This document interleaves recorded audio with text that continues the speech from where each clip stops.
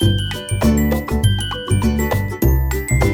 शास्त्रोक्त पद्धतीने बनवलेलं च्यवनप्राश आहे।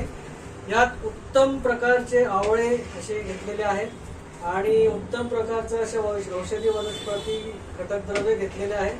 त्याप्रमाणे गाईचं असं उत्तम प्रतीचं तूप पण यात आहे, खडीसाखर आहे आणि अनेक प्रकारचे औषधी यात आहेत।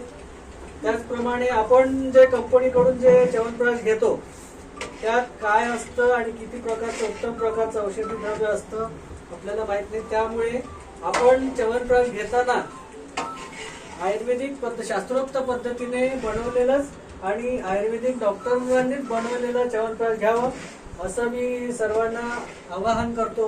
आणि आपल्याजवळ कोणीही जर च्यवनप्राश बनवत असेल आयुर्वेदिक डॉक्टर व्यतिरिक्त त्यांचा सुद्धा विश्वास करणं कठीण आहे। त्यामुळे आयुर्वेदिक शास्त्रोक्त पद्धतीने बनवलेलं आयुर्वेदिक डॉक्टरांनीच बनवलेलं च्यवनप्राश आपण घ्यावं असं मी आपल्याला आवाहन करतो। धन्यवाद।